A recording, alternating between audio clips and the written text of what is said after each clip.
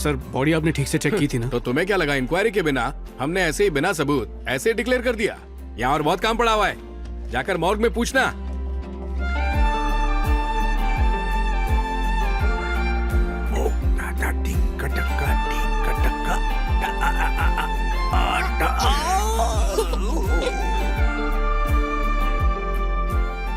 हमें pilot training में एक थियरी सिखाते हैं, सीक्वेंस थियरी, जिसमें कोई भी प्रॉब्लम सॉल्व करने के दो तरीके होते हैं। एक, उसी तरह की पिछली घटना की इंफॉर्मेशन का सहारा लेना।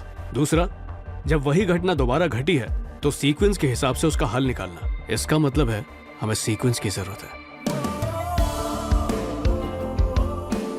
साहब सिर्फ आपको बता रहा हूँ, डीएनए लड़की की बॉडी से मैच हो रहा है। डीएनए मैच के लिए पूरी बॉडी की जरूरत नहीं है। नकली बॉडी में असली बॉडी का एक बाल भी लगा दो तो रिपोर्ट बनाने वाले को लगेगा डीएनए सेम है। ब्लड ग्रुप भी मैच हो रहा है साहब। ब्लड का तो ट्रांसफ्यूजन भी हो सकता है। पता ही नहीं चलता साहब।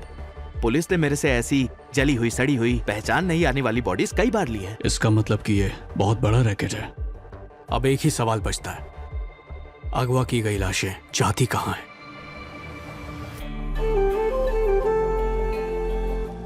बाप रे, किसी मासूम लड़की को मेरी जगह दफना दिया। Rest in peace sister.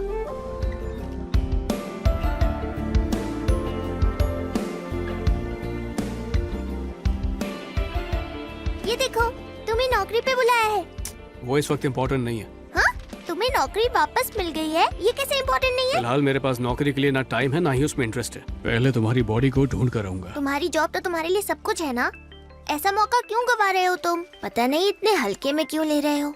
Chintu, Chintu, हे चिंटू, कैसे हो? मैं चिंटू की आंटी बोल रही हूँ बेटा। हाँ आंटी, चिंटू बेटा वो चिंटू नहीं रहा।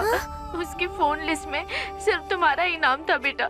तुम आकर उसे आखिरी बार देख लो।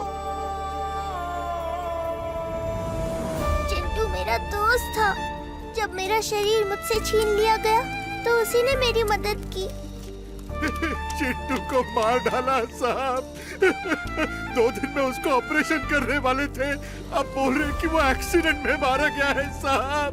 हमें उसका चेहरा भी नहीं देखने दिया। ये ऊपर वाले।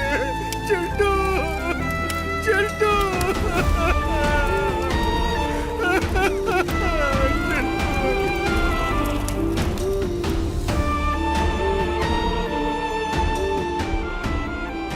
कुछ तो गड़बड़ है चाचू। बडी और चिंटू दोनों के केस बिल्कुल एक जैसे हैं। दोनों के हॉस्पिटल एक थे। दोनों की मौत के बाद उनकी शक्ल और शरीर पहचाने नहीं जा रहे हैं। हमें उसका चेहरा भी नहीं देखने दिया साहब। ये संयोग तो नहीं हो सकता। भतीजू, उस दिन तुम कुछ सीक्वेंस थ्योरी की बात कर रहे थे ना? अच्छा याद दिलाया। बड़ी,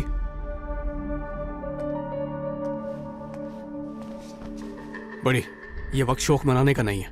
हमारे सामने एक बहुत बड़ी समस्या है, तुरंत उसका हल ढूंढना। चिंटू को भी तुम्हारी ही तरह फंसाकर किडनैप किया गया। यहाँ उनका एक पैटर्न नजर आता है, और अगर ऐसा हुआ तो चिंटू भी जिंदा होगा। जरा सोचो बड़ी, सोचो। चिंटू को ढूंढने के लिए सिर्फ एक सुराग चाहिए हमें। मेरे अंदर लगे पेसमेकर के बिना मेरा दिल ठीक से चल नहीं पाता। पेसमेकर, और वो सिर्फ एक ही हॉस्पिटल में मिल सकता है। यहाँ तो कोई गड़बड़ नजर नहीं आ रही आदित्य। सब कुछ नॉर्मल और शांत है, कोई भी डरा हुआ नहीं लग रहा। डर इसलिए नहीं रहे क्योंकि पकड़े जाने की चिंता नहीं है, पर जैसे ही पकड़े जाने की भनक भी लगी तो डर दिखने लगेगा।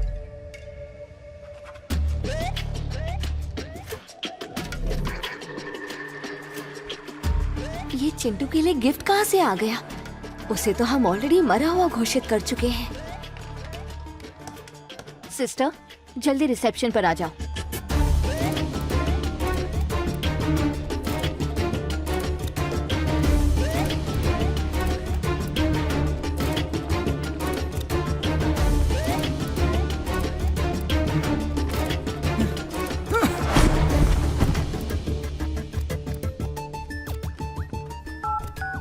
चिंटू की नकली बॉडी में पेसमेकर तुमने ही बैठाया था क्या? हाँ, मैंने ही बिठाया था।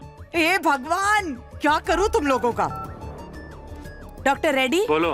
चिंटू के वास्ते एक गिफ्ट आया है। उस गिफ्ट के साथ एक पेसमेकर भी आया है डॉक्टर। ओहो, किसी को अपने नेटवर्क के बारे में पता चल गया लगता है। तुम तुरंत सिस्टम पर जाओ और पेसमेकर का सारा डेटा डिलीट कर दो, जल्दी।